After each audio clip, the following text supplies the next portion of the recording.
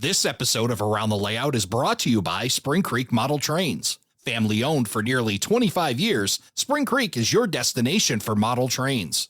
Check out springcreekmodeltrains.com for a wide variety of offerings from today's top manufacturers and exclusive products found nowhere else. Whether in Deschler, Nebraska, or at a train show near you, stop in and say wow.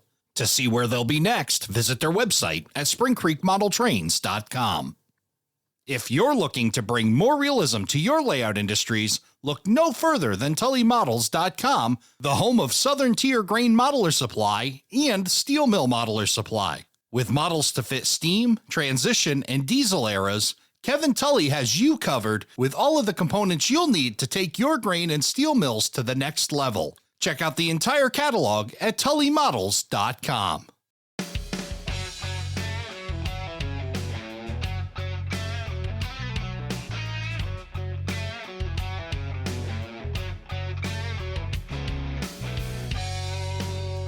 Hello, everybody, and welcome to Around the Layout, where model railroaders come to tell their story.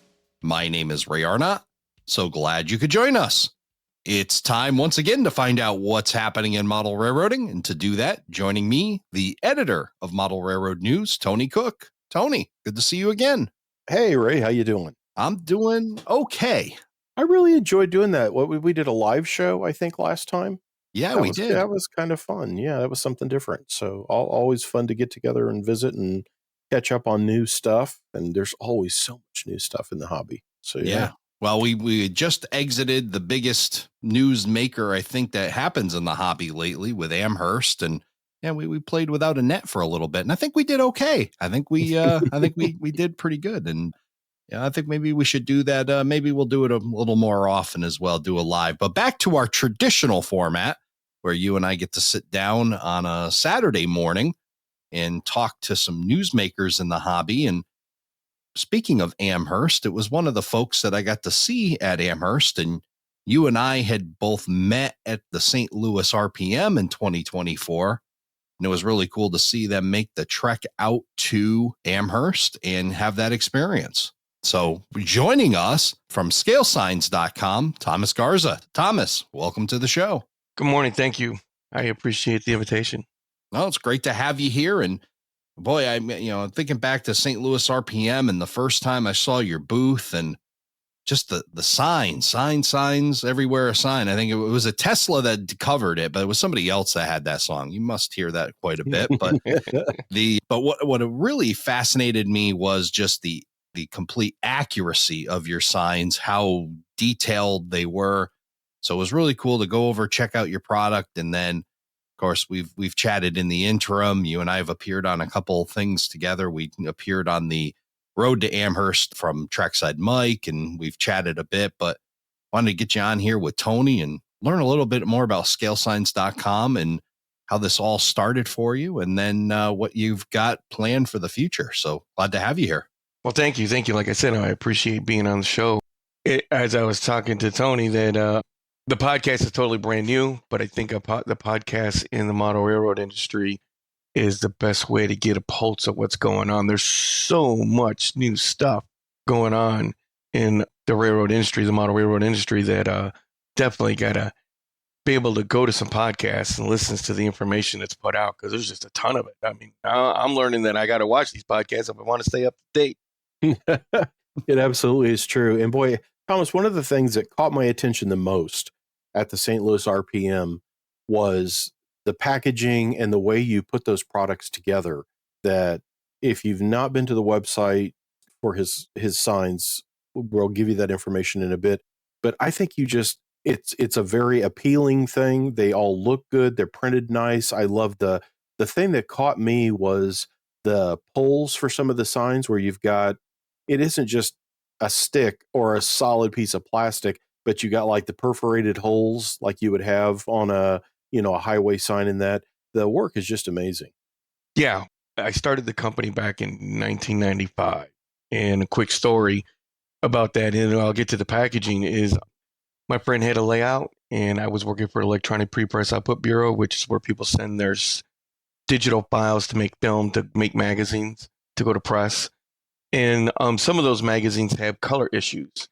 And So there's a proof system to take those 4 pieces of film to lay and put them down so that the customer can see the exact color. Also, it's a photographic material. And what's cool about that is that it was shiny on the front like a real sign. But because it was a photographic material, I could spray paint the back of it silver so that you would get the simulated aluminum and it didn't bleed through. And I was like, oh my God, I think I got a gold mine here. And so my friend with the layout, you know how everybody has that one layout where you spent more time and it's more detailed and you're almost there. And that's where you hang out and watch the trains eye view. And I'm like, you know what? We need some signs on here because I really think that is the next step. And so I hopped on my Mac computer and searched the internet for the exact sizes for all these signs. And instead of printing normal print DPI, which is like 300, all my stuff is printed at 2400, and we're trying to get it to 4800 so that the detail shows out. And so then I made some signs and we put them on his layout. And then they said, hey, Garza, this stuff is pretty nice. You should try selling it. At the time, we had 5 hobby shops in Lansing, and now we have none. That's why I support the hobby shops. And so I got to drive an hour. And so I went to the hobby shops, and they picked them up, and they sold like crazy. And so I used Plastrux, the smallest T-shaped plastic pole that they had that would give me closest to scale for my signs. And I think since I was young, I can remember doing some drawing, and being accurate was like, I guess, always in the back of my head. So when scale signs came out, making it down to the inch, which is crazy because if you take an inch in HO is 0.29 of a millimeter. And I know nobody's eyes are going to see that. And I mean, even 1 millimeter is like 4 inches. But it didn't matter to me. Accuracy was the way to go. So I went with that T-shaped pole. But now with 3D printers in-house now, we just came up and I just printed out and sent some samples out to some beta testers. And we just printed a 3-inch wide channel pole with holes. And so the test just worked yesterday. And so now we're wrapping up those poles. And those will eventually replace the mainstream signs that we have, and they'll just automatically come with poles with holes. No price increase. Like I said, I really want to support hobby shops in the hobby. So we will continue to pay attention to technology, upgrade our stuff. And if we can keep it the same price, we will, because the hobby's what's important to me and the hobby shops are. And so we're going to always try to keep our prices down, even though we are spending more money to make them better. I just feel in the long run, it's better. So, Tony, we've heard this story before, haven't we? These industries, these companies that are born of necessity, right? I needed this for my layout, or my buddy needed this for my layout, and we create another avenue for people to get the details they need based on their own need. Well, and it's that better mousetrap. I mean, when you think about it, I think the whole thing with the hobby and how the hobby's always moving forward, you can look at something made 10 years ago, 20 years ago, 50 years ago, and say, okay, that was a 40-foot boxcar, and everybody accepted it. And like the thickness of the stirrup steps or the molded on ladders didn't raise any eyebrows because that's a boxcar. And then as things keep moving, you look at like stuff, say, the Tangent scale models or Moloko's doing today, those high-end products. And it's like, oh, wow, this blows all that out of the water. And what I feel like Thomas has done with signs, we look at stuff in the hobby, and when it's a common thing that we all use or take for granted, until something better comes along, you don't realize that, oh, you mean those old Varney lifelike injection molded highway signs are how many times too thick for HO? Like in reality, that railroad crossing ahead plastic sign that, again, like Tyco or Lifelike sold 50 years ago would be this giant like redwood tree stump is what that sign is sitting on in HO, but you didn't think about it. Again, it's like, I guess if someone pointed it out, you might say, yeah, it's a little thick, but until you see it done right, it's like, oh my gosh. In fact, and my dad has a good analogy on this. Like, I think Scale trains those new Jeep 30s or SD45s. that came out in HO. He said he called me and I'd bought him a couple of Rio Grande SD45s. I don't like them. I said, what do you mean you don't like them? He said, well, I'm looking at my old blue box SD45s and this doesn't look like an SD45 to me at all. I said, no, that's good. Yeah, isn't that amazing? And it is. And that's what Thomas has done with signs, is that same thing. I never thought about crossing bucks, highway signs, like, okay. And now I look at the things and think, wow, that might be S scale rather than HO. Yeah, talk about that difference, Thomas. The detailed difference, right? The getting it exactly right, and the difference that creates. Well, yeah, it makes a total difference. There's Mike from the Main Track did a video a year ago on my signs, and there was a part in there that I felt bad, but he had some. I think he said Tichy train crossbucks that he had to cut out of the injection molding, and he worked really hard.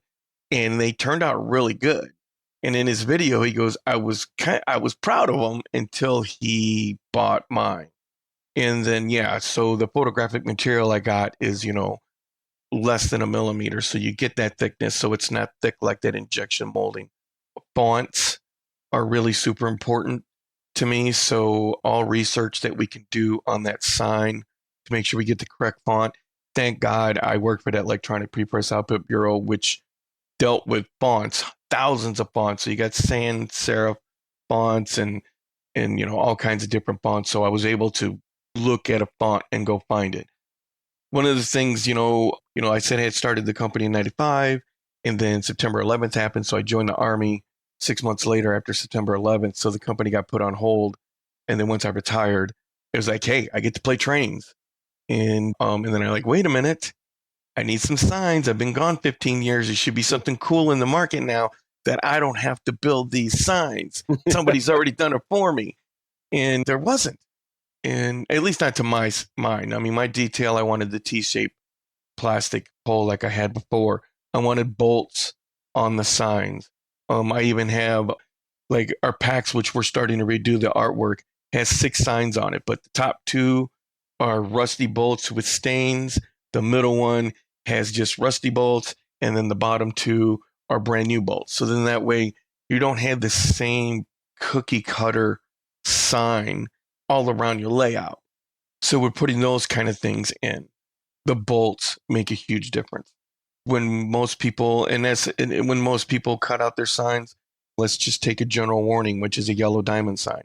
They'll cut the 4 sides off and they call it good. But in reality, that corner's round.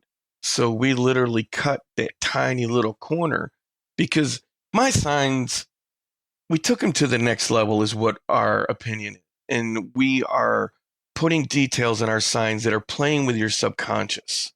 Now, what I'm about to tell you, and your listeners out there, I feel sorry for what I'm about to do to you, but this is going to kind of mess you up the next time you go outside and you go driving. So subconsciously, when you're driving around the real world, there are literally thousands of signs, but your mind subconsciously sees them and just takes them for granted, but reads them.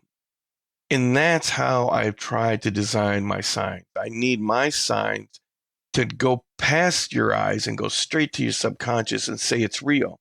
So when people cut the signs out and they just cut the 4 sides, that little point, your brain sees it. Your subconscious sees it. And so that's why we cut the corners off, because then it gives the illusion of a round corner. Your brain automatically assumes it's real. Then you got the bolts. No, I'm not going to lie. If somebody goes and takes a scale ruler and goes measure my bolts, they're probably 3 times as big. But that isn't what I'm trying to do. What I'm trying to do with our signs is your brain sees those bolts just like in real life. So it already assuming in your subconscious, this is a real sign. It's this that I'm trying to do for the hobby, for the modeler, for the diorama person who's trying to strive to make that model real. And I'm actually trying to dive into people's subconscious and take those little cues to force their brain to automatically assume that it's real. And that's where we're going with the detail. The next step is buying a UV printer, which is a printer that uses dust and UV light, and you can actually layer stuff on the UV printer. So my goal is to have my signs a little bump where the bolts are on the front, and the poles that have holes already have lined up nuts with a little bit of the bolt on the back. So we're striving to get to the most detailed sign and quality and low price, because once you figure out the manufacturing, you can print that, you can make these things, thousands at a time. And like I said, I'm trying to keep the cost down. But yeah, we're pushing the detail as far as technology will go. And every time technology comes out, we're going to push it further. I was going to mention that. I mean, you mentioned you started this and your first signs were being printed in 1995, and then 2001 you joined the military, and want to thank you for your service. Thank you. And then when you retire, I mean, technology between 1995 and now 2025 has certainly changed a whole lot. Were you able to kind of keep up on all this while you were in the military and when you came out in 2025, or was it really a big shock to say, whoa, things are not quite the same? That's a really good question. And a real quick analogy is people, I've always been in computers, and people are always talking about, well, how do you know so much about computers? Well, really, computers from 1980 to today are the same thing. They got a hard drive, they got a power supply, they got a motherboard, they got RAM, they got a video card. Those things have never changed. They're just more powerful now. And so when I came out, the technology was still all there. I just had to go get the new stuff. And so the artwork was still in my head from 1995. So when I went and redid all the artwork in Photoshop, it was a lot easier because I'd already done it before. And it was just, everything was still there. It was just better. And I just put all the pieces back together. The thing that got me on, you talk about putting the bolt detail on both sides of the sign. After the St. Louis RPM, we were traveling back across from St. Louis to the Kansas City area, my assistant editor and we stopped off to catch a Norfolk Southern train. And while we're waiting for the train to come up, I see one of those railroad crossing ahead signs. And while we did shoot the train, we ended up taking pictures of the back of that sign. In fact, I think I ran it in Model Railroad News for you because we had bought one of those signs, and I forget what it is now. If I saw it, I'd remember it. Shane had bought one of those signs in N-scale, and I had some stuff in HO, and we literally spent, I don't know how, we caught the train and it went by, but then we sat, look at the pole. I never realized these poles are these perforated green metal, and we shot the front and back. And as you talked about that photographic material, so you've got that slick on front, and then you're able to like spray the back silver. Again, it seems so simple once you stop in the middle of a field somewhere in rural Missouri and look at that for a few minutes. It's like, oh yeah, it was always there. It's like, why did I not pay attention to it before? It's like, now that I've seen it once, I will never accept a sign that, well, the back of that sign's yellow. The back of the sign's not yellow. Yeah, that's what I was saying earlier. Once you start looking at signs, all of a sudden you go like, oh my God, you see this extra detail you never saw before because now you're paying attention. And that's why sometimes when I talk to people, like, I'm sorry, I'm going to kind of mess you up because you're just not going to look at the world the same way again because you're going to be looking at signs. Yeah, no, it really is. Yeah. For somebody that hasn't seen one of them before, some of it's printed, some of it, it tells what are the components that go into like a typical, like a highway direction sign that it's got. You talked about the little like plaster piece. What are the items actually made out of? Are they printed? What's the whole thing on components? Well, the components, it's pretty easy. The signs are the photographic material, and so I print them out and then I cut them. One of the things that the most difficult part is that every single sign is hand cut, and there's no machine that I feel right now, which we're looking at some cutting machines that can cut that 0.2 of a millimeter of that yellow stripe on the outside of the black line. Let's say like a general warning. So, you just got that sign. Now, I originally started the company that a pack has 4 signs in it, and you would cut them out, and then you would just buy some poles because I have green poles, which are like 1980. This is another thing. Poles actually have a meaning, the colors. Green poles came out in the 80s. Silver poles are like today. Now they're kind of galvanized, so now I got gray. If you before 1960, they were kind of black. So, and then if you got like a dead end road that's been there forever, you don't want to put a green one that's new. That dead end side's probably been there forever. So I got rust. So the color of the poles actually tell a story also. And that's another thing. Not unfortunately, but yeah, they call me the sign guy. And now I have learned so much history on signs that there's almost, I mean, I'm still picking up some stuff. People send me signs like, hey, this is a 1930 speed limit sign, which is a different font, and we're going to work on those. And then the pole. Yeah, the pole started out as a Plastruct T-shaped pole, the smallest one they had.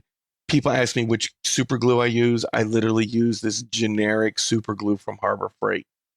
The one bottle, I think I can make probably 5,000 signs off one $4 bottle. So originally it was designed, you cut them out, you glue them, you can pick the color you wanted, and then that way you can match the period or the story you're trying to tell. But now I got bored one day and I said, I'm going to cut some of these out and sell them complete. And 80% of my sales are the complete signs now. We're slowly converting all the cut packets into complete packets. And today people just want to open them up, drill a hole, and put them right in place, which I understand because I would want to do the same thing too. So I'm not complaining. So I completely understand. So that's originally, it's just 2 parts. And, now we got the complete pack. So it's that easy for the modeler. They just drill a hole, glue it in, and you're good to go. And I'm a modeler. And like you had said earlier, necessity. This is what I needed. And that drives a lot of the stuff on the direction that we go. We get customers that call in and say, hey, I just had somebody email me, says, I need some no fishing off a bridge sign. So for the day, I researched some no fishing off a bridge and came up with 2 different styles, and we're just figuring out the packaging, and then we'll get those up online. And usually takes us a couple of weeks to get them there. So there's not really much to it. We cut out our 3D resin. We try to cut them out as much as we can because people want the stuff complete. So we take the time here to cut it out so you get a complete sign or a complete model as much as possible so that there isn't much assembly to it, because all of us like to just grab that part, stick it on the layout, and get that bird's eye view, or lay that head right down on the track and take a look at it. So and like you said earlier, that's what it is. I mean, we're just building everything. I'm just building everything everybody needs and I want. Yeah. And again, did you hear that, how he talks about how it's so simple? And yet this is the thing that, like, for me in the hobby, it's like, okay, I'm ruined from now on. I will never be able to look at someone's layout and go, that's a white pole on that stop sign, and you model 1960s whatever, that should be this or that. It's like rivet counting for pole signs. Thank you. Thank you, Thomas, for spoiling that for. I will now, as I'm driving around, am going to be dating signs like here in Missouri and Texas, wherever I'm at, like, I'll go, oh, look at that. That's amazing. That sign's still around. But again, I think that's part of model railroading. That's why we recreate these worlds. That's why we get so interested in this stuff. Is it's not just a locomotive or freight cars or track. It's, well, this is the kind of ballast that this railroad used at this time. And again, that minutia, or that, the term is rivet counting for us, I guess. But and then when someone brings something up to that level, like you've done with signs, it's like, okay, well, I'm spoiled on all that stuff, and now I can't even drive. Well, thank goodness I got the lane centering on my car, because I'm busy looking at signs trying to figure out, wow, that's still out here on an interstate. That's pretty old. Yeah, that's, like I said, I'm sorry for that I just kind of ruined it for you now. Yeah, you can never see it the same way again. And it brings a lot of thought to me, like, and I think the same thing when we talked to our good friend Bernard Helen over at Mini Prints, kind of the same thing of like, the world is your oyster. And I'm thinking of the book for signs, at least the Federal Highway Administration's manual on uniform traffic control devices book, which is just loaded with signs. It must be so hard for you to even like stay in a lane, because you could go forever and ever and ever on the amount of signs just in that book, let alone now you've got commercial signs, you've got everything. The world is your oyster as well. What would you say is your most popular sign that you produce? Okay, so let's get out the general ones. The stop signs and the railroad signs, those are going to sell because they're just must needs, and speed limit signs. I had a customer ask for a Bigfoot sign, and it's original Bigfoot sign in Colorado. It's brown. It's got 3 signs on it. He's like, hey, I got a Bigfoot on my layout. I really would like it. So I made it. And I'm thinking, okay, it's just a Bigfoot sign. Holy crap, everybody buys that Bigfoot sign. I know everybody must love Bigfoot, and that one sells. I saw a picture of no stupid people beyond this point, and it was a real sign on Facebook. I seen it. I'm like, you know what? I'm just gonna do this just because I'm that kind of guy. And holy crap, that one sells like crazy. I'm always making those to keep them in stock because everybody loves those stupid people on from this point. And you're right, that government general, sign. And the thing is, I don't know if you know, but that's the federal sign book. Once again, here comes my knowledge. But each state also has a book like that because it has some state specific ones. Texas is a huge one. They love being out on their own. And then Colorado's got a lot because there's a lot of camping and a lot of stuff going on. So yeah, when does it stop? It's not. That's our goal here. It's not. I have signs now that I probably have never sold, but that doesn't matter. It's that one person who's looking for that one sign, and I got it. And so we're never going to stop. We're never going to stop. We're up to, I don't know, 1,500 packs, but there's different signs in them, so I couldn't even tell you. One day I'll pay somebody to count how many different signs I have. But we're never going to stop. I don't know. That's just one of the things that I've decided that eventually we're the one-stop shop for signs, and we're going to have it. And that's once we catch up with the inventory we have with the new artwork that we're trying to put in more detail to them with all the 1,500 packs now, then we're going to start pushing. Like we want to do European signs because we got people who like European here in America. I sell American signs in Europe because there's one guy in Germany that's modeling Wisconsin. And there's a guy in the UK that's modeling old buildings in Hollywood. So I just built a Australian railroad crossing, and I've been doing research on Australian signs, which are about 90% American. You kangaroos, some different animals there, but those are things that we're going to have. We're going to take care of other countries too, and we're just never going to stop. Well, that's amazing. And different eras. So you not only got different countries and you've got even different eras. And you mentioned some of the older signs. You've just got you're starting to cover that entire gamut. And it's just amazing just how many different signs are really out there. And I'm checking out your website right now, scalesigns.com. And boy, you could really fall down the rabbit hole looking at signs on there. I've had some emails that the guys are like, I was only going to go look, an hour later, I'm still looking. And like so many things that you get into in model railroading after, I guess it's been better part of a year since I first saw Thomas's display and saw the stuff at St. Louis RPM. And like on Facebook, I now follow, I think it's Road Geekery is a page on Facebook, and they post different signs and point out things about them. And I have more fun with that. Like I saw one that's actually in my area, in the Kansas City area, that showed up on that Road Geekery page. And it was like, this is State Highway 152. And they said, but look, they're using the U.S. highway symbol behind the 152 instead of the state highway. Like, who would make such a mistake? And this is a real sign. And it's like, wow. And it's amazing that I actually know and can appreciate that now. Like, I got to drive over there and go on 152 and see how many times they got the sign wrong and used the U.S. highway symbol, like the shield thing behind, instead of the state highway.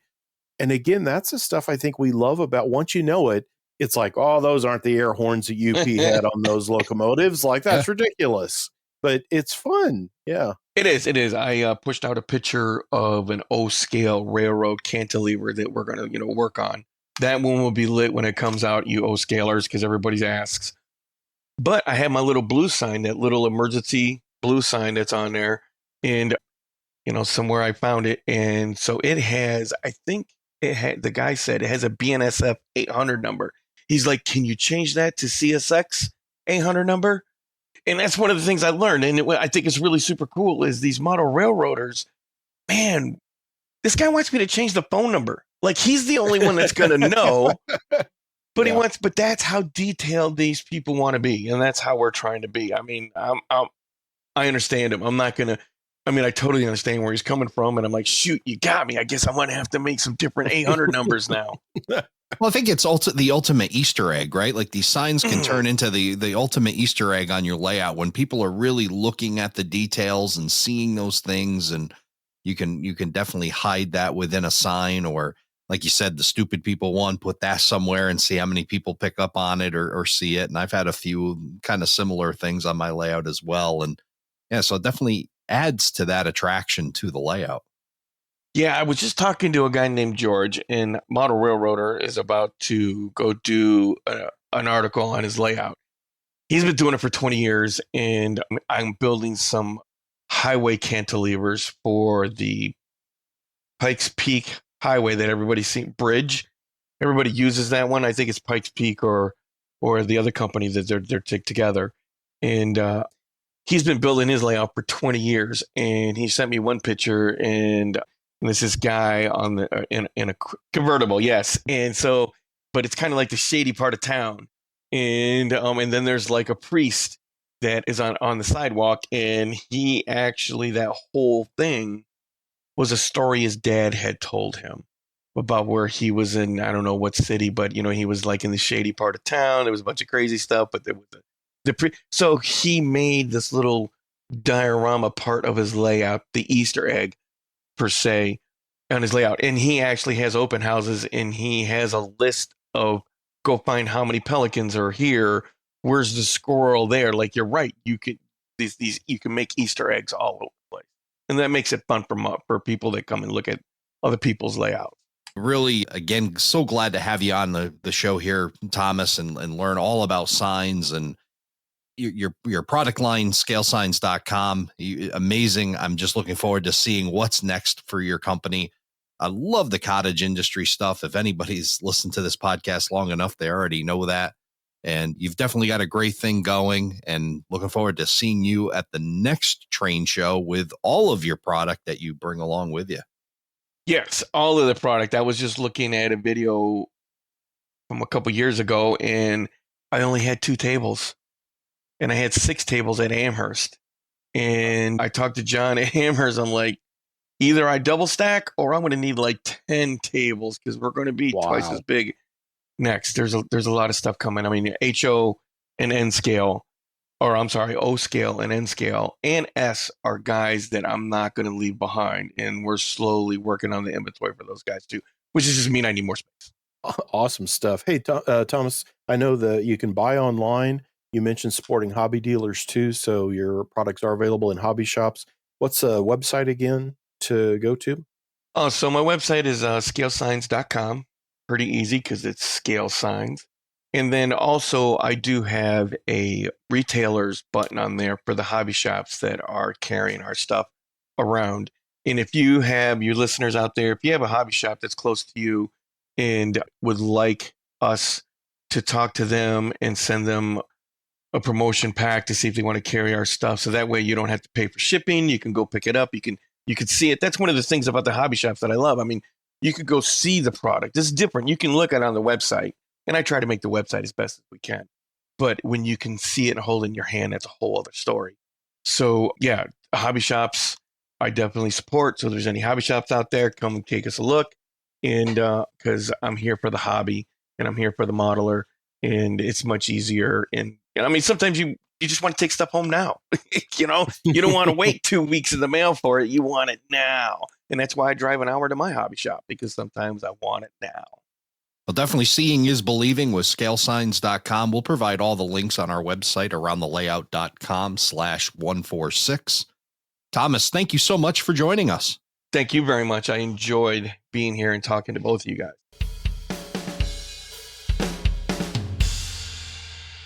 So, Tony, the trivia answer you're going to have to remember is 5-man electrical band. That was the original version of the song Signs, then covered by Tesla. Sign, everywhere a sign. Yep. Exactly. And I forgot. Yeah, there is an 80s. Weren't they like a hair band thing? Tesla. Yeah. Okay. Tesla. All right. So, yeah. Okay. I'd forgotten that remake or cover. Yes. Sorry. So we probably planted that earworm into a whole bunch of folks' head, and they can go back and listen to either version of that song. But That's all I think about when I see scalesigns.com, and amazing stuff he's doing. And again, fitting one of the many niches within our hobby. Just amazing stuff coming out of them. Absolutely. And bringing attention to and educating and expanding our knowledge base, I absolutely love. I always like it when a product sends me down a rabbit hole of, I never thought about what that little symbol meant on those freight cars. And now I know everything about whatever because I started reading up on it. And he's, as I say, he's done that with signs to where it's like, yeah, no, you can't put that sign there because it wouldn't be there at that time or wouldn't look like that. So that's really awesome. Yeah, amazing stuff. So why don't you tell us what's happening in model railroading? We do have some new stuff happening in model railroading. I just met with Curtis Koch at Broadway Limited Imports, and he shared with me, I think they spilled some news on doing, this is HO scale from Broadway, F units. They're doing the Norfolk Southern Executive F units, which I know a lot of folks would like to have models of those. And this is not just, we're going to paint it Norfolk Southern. They are taking their F unit tooling, which is a very nicely done EMDF unit, and putting the ditch lights in the nose. It's going to have the little red capped MU receptacle cut into the nose. It's got the correct changes on the roof line, because while there are some F units that are used like that in executive service, a lot of times they're far from F units. I think what BN in the 90s, that pair that they had were technically, I think, Jeep 38-2s, that it's basically they gutted them, put in new stuff, but they just wanted the look of an F unit.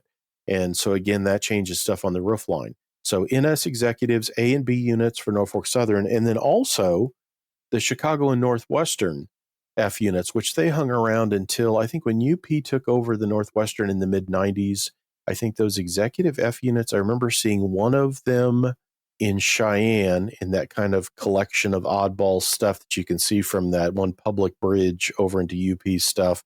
And I think one of them may be a Royal Gorge F unit today. I'm not sure, but the Northwestern executive F units, which were very popular around in the 80s and 90s, those are coming too. That Broadway's doing both. And again, these will be road accurate. I've got a video on Model Train Resource that I did with Curtis, and I show early renders of the Northwestern units. And as he mentioned, he goes, these are not, he said, they're only about 90% there. We still have a beacon and some other things to put on them, but you get an idea of what they look like.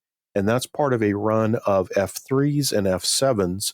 There's a bunch of other road names and things in there as well. I think that Chase's Garage has a couple of Wheeling and Lake Erie exclusives, both in Broadway's business car. I think the Fox River car, he's doing a Wheeling in Lake Erie, and he's doing a couple F units in the Rio Grande single stripe scheme. Because, Wheeling and Lake Erie's kind of adopted that Rio Grande look because they had a lot of actual Rio Grande units that they kind of patched up. But that's a Chase's Garage exclusive as well. But lots of neat F units. Broadway's always cooking up new stuff. In fact, Curtis is going to be at New York's Trainland in Lynbrook, New York, in the New York City area on February 22nd, and he's bringing a bunch of samples, and he'll be there with Ken Bianco Jr. all day. So again, watch for some news on that coming up. That's February 22nd. Excellent. Walthers is doing a new Proto Viewliner 1 sleeper, and they're talking about how it's enhanced tooling with a complete interior this time and other things. And gosh darn it, I don't remember. I probably have one on the shelf someplace, which will be embarrassing. I'm like, oh yeah, here it is. And I probably even reviewed it at the time or something. It's like, okay. But Walthers Proto Viewliner 1 sleepers are coming out, and this is new enhanced tooling. They will be unlighted and lighted versions. And then they've got all the way down to the new Phase 7 Amtrak paint scheme with a different, I want to say they're river, like Kissimmee River or something. There's 3 different river names for them as well. But I think those should be very popular. And I've got to go back and do some homework on the history on those, because the way they're talking about it, it's not an all new model, but an enhanced one that they've done before. So I've got to look that up. But check that out, walthers.com. Roca Models has a new group of those General American tank cars. If you've never had one of those before, and he's a fairly new company. He did that Safe Pack in the last couple of years, and then he's done some of the BNSF and Santa Fe tank cars. This new run from Roca Models is HO scale tank cars. He's got some really cool Chicago Great Western ones, Santa Fe as well. and some really neat, like those fire train ones. And they even have some of the extra equipment and appliances attached to the tank cars. But check that out. Roka models, that's ROKA is how you spell Roka. And these new General American tank cars in HO scale. Very cool stuff from Dr. Bob. That is right. Yeah, Bob Steers. Steers, yes. Sylvan scale models. Have you ever built one of these kits, their vehicles? I haven't, but I've been told that I should. And I know there's some folks, and the name that comes to mind is Dave Owens of any RPM fame, who I know likes his Sylvan models. They are very cool little models. I just sent a handful of truck models to, I think Joe Bohannon in Texas is going to build a couple for me that'll be in Model Railroad News. I want to point out, he's always doing new stuff at Sylvan Scale Models. So keep up with him on Facebook. He's really good about posting pictures, like as he's working on tooling samples or showing you some of the new stuff that's coming out. He's got a bunch of Mack, like pumper fire trucks that look really neat. And then there's like delivery trucks. And I ended up, again, as we talk about going down rabbit holes, I think it's Fagoil, Fageol. I'm going to have to take your word for it. I don't know either. In fact, I need to call Sylvan and ask him, how do you say that? But this is early 1950s. What I thought was neat was this pair of brothers from Ohio had a truck company that they sold that became Peterbilt, which everybody knows that name for trucks. But Sure. Then they stayed in the business and started doing, and this one big delivery truck van thing is what Sylvan Scale Models is now doing. It's an early 1950s prototype.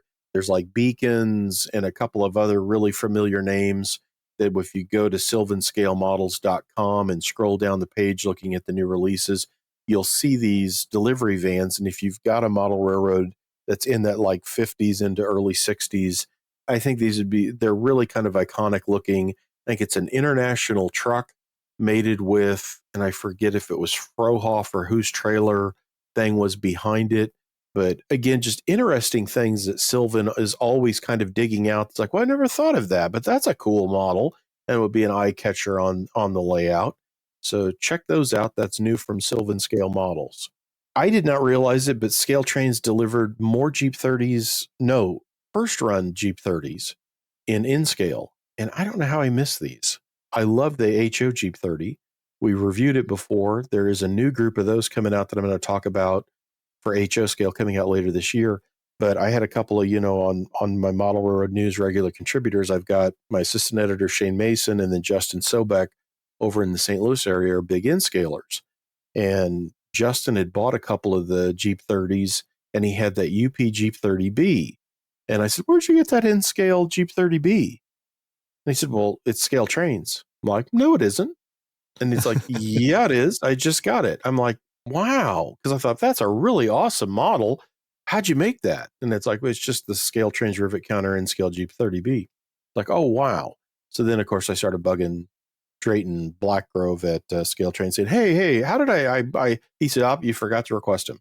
So I am getting some N-scale Jeep 30s. They will get coverage, but looks to be a fantastic model for this very popular EMD prototype, including, as I say, they did those cool Union Pacific Jeep 30Bs.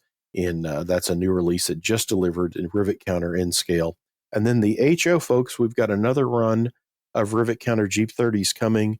There's a lot of rebuilds, and I think I might have touched on these in our live show in January, but I wanted to circle back because and this is neat to see how the response that manufacturers are able to do now in the hobby because of social media and that ability to, when you think about it, back in the day, someone would have had to have written Gordon Varney and said, when you're doing that F3, would you also do this? And, and now it's literally, they can look at a post on Facebook and switch gears.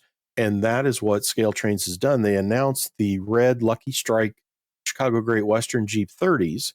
And I think prototypically there were 8. I got to look at this because I've just been pulling prototype pictures and getting information for something put together in Model Railroad News. But the group of those, they have like the Rio Grande light package in their nose. And they had announced maybe 6, as they kind of do, road numbers. It was 4 or 6, and the Great Western guy said, hey, these always ran as pairs, and here's how they did it, and there was only 8 anyway.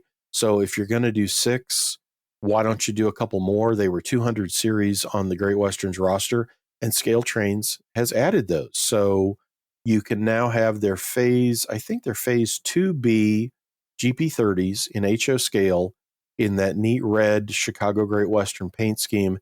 But if you're a fan of the road, you can have the entire GP30 roster is now in the expanded Rivet Counter GP30 run that I think is due later this year. So that was kind of a fun that the Great Western guys reached out to Scale Train saying, hey, if you're doing these, if you just knock out 2 more, then we can all buy them. And they ran in pairs anyway. So if we buy them, we need to have all 8. So that was really cool. But GP30s from Scale Trains, in addition to oodles of other stuff. And we're coming right up on the pre-order guarantee date of February 24th. So if you're looking to get that and get that in now, and that's again, scaletrains.com. And I do have that covered. In fact, I texted Drayton on that recently saying, I'm getting up there in years and sometimes I miss these pre-orders, and I love it when you can take care of me after the fact. But I said, I'm really trying hard, and I know that I have nailed the Jeep 30 pre-orders. So we all need to watch those deadlines and dates so you don't miss out. For sure. Atlas in scale, Alco Century 424. It's like, well, Atlas doesn't make one of those. I think that was a lifelike Proto N model. Yes, it was. And remember, Atlas, it's been almost 6 years ago now, picked up the in-scale assets from Walthers, which would include some of Walthers' own tooling in in-scale for freight cars and passenger cars to an extent. And then the locomotives were primarily the old lifelike Proto things. The Century 424, which is a cool 1960s Alco, is coming back from Atlas, but heavily revised. It was one that it had some, like the side cab windows had some proportion or size things about them that weren't great. And as I remember, the sill was a little thin on it, so it tended to have that. You could look through and see the mechanism coming down to the truck side frames. So Matt Mosikas at Atlas shared information with me on those, that they were revising and enhancing the tooling on the Century 424, and a lot of cool road names, Delaware and Hudson. They've got a one-off CP Rail multi-mark unit. So a lot of neat things coming out for that Century 424. It will have sound and DCC for the first time and a heavily revised tooling on it. And that atlasrr.com will get you to Atlas's site. And also check out Atlas does those wonderful PDFs you can download of their new catalogs. The latest winter catalog has got the nickel plate 759 Berkshire, because it's coming back in scale, which again is that was a Proto N model that they're enhancing and bringing back. That Berkshire's on the cover in a prototype shot crossing a bridge near East Peoria from Kevin Udaly's collection. I think in the last month, and because a lot of companies will reach out to me on pictures. I know it's Atlas. Oh, and Rapido's monthly catalog with the CF7 has a Kevin Udaly picture. So I'd sent that to Kevin and said, hey, if you don't get enough from the magazines you make yourself, you're on the cover of 2 other publications this month. And he's like, oh, that's cool. But you can download and look at the new Atlas catalog also by going to Atlas's website. And Thursday the 20th, I'll be on with Matt and Ross, I believe it is, at Atlas, that will be doing new arrivals. And that's going to be a live show. It'll be on Facebook and YouTube. I think it's at 2:00 Eastern time on Thursday afternoon, talking about new arrivals from Atlas. So check that out. And it'll be available after the fact too, if you're listening to it later. The other new thing here that I wanted to mention, I've got more in scale. I always feel like I don't have enough in scale. And when I do the show with the Zucker brothers at Spring Creek, we always pick on poor Mike, because Mike is an in scaler. And it's like, wow, there wasn't enough in scale. I've got oodles of in scale somehow. I saw that Cato is shipping those new Amtrak Surfliner sets, and they also have the Simmons, the correct locomotive, with that little like spoiler on the back end of the roof line for it as well. But the Cato in scale Amtrak Pacific Surfliners are landing, and I also saw that Cato announced a new run of in scale ES44 Gevos, and they'll be doing the new CPKC scheme is in that group as well.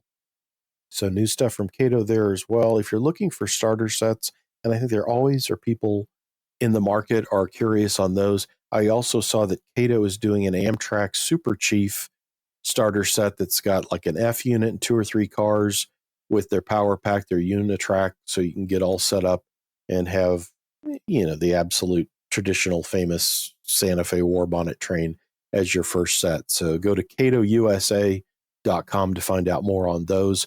But in-scale surfliners are landing now in the box sets with the locomotive as well, and then announced for release later this year are new Gevos with the new CPKC scheme. So N scale from Scale Trains, N scale from Atlas, and now N scale from Cato. I think we're getting some good love for the N scale. There's a lot of N scale love right now. Absolutely.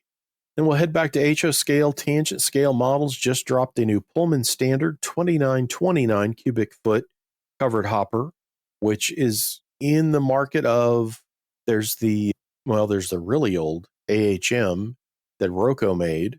It's that 3-bay rib side covered hopper that's like a late 50s, early 60s type prototype. That old Rocco tooling is a large one. It's like 32 or 3600 capacity. And then both Walthers and Athearn have done different early and late production of the 2893 version of that Pullman Standard. And now Tangent adds a 2929, which is a little slightly different. There's a handful of road names available for it for its first run.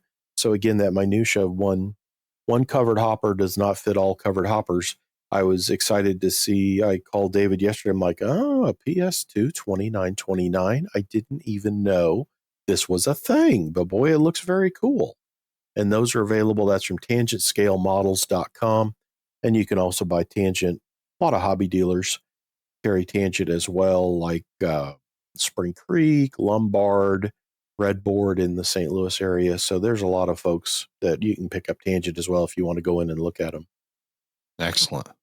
And then I've got a book that I received a copy of this. I saw this had come out. This is the Middletown and New Jersey Railway Historical Society has put out, and they do have, as most societies do, have a publication, but they've put out a soft cover book, A History of the Middletown and New Jersey Railway 1947 to 2023. And this is almost 200 pages. It's 8.5 by 11, loaded with color pictures from the little 44-ton GE switchers, which is similar to that neat new Rapido model, and Bachmann's bringing those out. Both they just delivered HO and they have N-scale coming. So like secondhand Jeep 38s. And like Middletown in New Jersey is one of those I always remember from the incentive per diem era, seeing those boxcars and having no idea what that railroad was. And this is all in 200 pages, a wonderful history that the Historical Society has put together with lots of pictures, lots of information. If you're a model railroader, there's tons of great shots of like facilities and industries along the right of way, talks about what the railroad does. So a really good primer for, hey, this would be a neat railroad to model. If you want to find out more on that, I think the book, I'm not sure, I don't know if I've seen it from like Ron's Books or those kind of places, but I know they'd sent it to me directly. But the Historical Society, you can find out more about it. And if you scroll down their main page, you can see the book is listed there too. It's mnjrhs.org. And I know you'll have links in the description as well. But again, this is a fun one of those like, well, I didn't realize I would be this interested in this, but I keep picking this book up and looking at it, and I'm going to have it covered in Diesel Era and Model Railroad News as well. So a history of the Middletown and New Jersey. It's a railroad I didn't know existed up until about 4 or 5 years ago when I was out on the road doing my sales job. And I can't remember exactly where I was, but I was somewhere in New York. And lo and behold, there they were. And they had one of their painted locomotives coupled to a 4-axle Norfolk Southern unit. And I took some photos and I went, yet another railroad I didn't know existed. And this is neat. I can grab a book and learn their history. Exactly. And this, as I say, I always think of them as the IPD, and I forget what the cars look like. But like when I see that name, it's like, oh, that's not really a railroad. That was just an IPD box car. It's like, well, no, there really is a railroad. It's like, oh, is there really? Wow, that's neat. And so, I've been going through that, but an excellent book and a great publication. And again, that's the Middletown and New Jersey Railway Historical Society. And that's just a sampling of new stuff. Yeah, it just keeps rolling out. We'll provide all the links to the products that Tony had mentioned during the news segment on our website, aroundthelayout.com/146. So you mentioned a couple stops. Where else can we find some more Tony Cook? Well, it's at shop.whiteriverproductions.com, and you can see the publications that I put together for White River, and that's Model Railroad News Monthly, and then Diesel Era Quarterly. I had someone email me the other day, so I know it's out. I don't always see them. It depends on how the mail's delivering them. So I like someone said, "Oh, hey, I saw you did a thing on SD60s for Union Pacific." And I'm like, "Oh, well, then that must be out in the wild now because I haven't seen it yet. That's cool." And they said, "Is the Jack Ross that helped you with that the same Jack Ross that was with Ather?" And I said, "Well, yes, it is." That, yeah, he's a researcher and is doing some reviews for me at Model Railroad News and is helping me on this SD60 series that I'm doing in Diesel Era. You can find that in Diesel Era. I do, of course, do the monthly show with the Zucker brothers at Spring Creek, which I've got us booked and we're set for our July visit in person for their 25th anniversary event in July of 2025. Go to Spring Creek Model Trains to find out more about that. And I mentioned I have a video out for Curtis Koch talking about those new executive F units on my Model Train Resource YouTube channel. I've just been so busy that I've not been doing as much on the videos because I got a couple of book projects and I'm starting on my HO Collector Annual, which is going to be all of AHM's freight cars from the 1960s into the 1980s. So I've been knee deep in so many things that I've not been doing as much with that, but you can check it out. There's a lot of backlog videos there too to look at. Well, definitely a lot of stuff going on between books and appearances and, of course, being on our podcast here. And we certainly appreciate you taking the time to do that and bringing us all the news that's happening in model railroading. I appreciate it, Ray. Thanks for the opportunity. Thank you for joining us for this episode of Around the Layout. Learn more about today's episode, check out past shows, and much more on our website, aroundthelayout.com. Show your support by becoming an operating crew member at aroundthelayout.com/crew. Follow us on social media, aroundthelayout.com/social. And send us your feedback, aroundthelayout@gmail.com. Thanks for hanging out with us around the layout.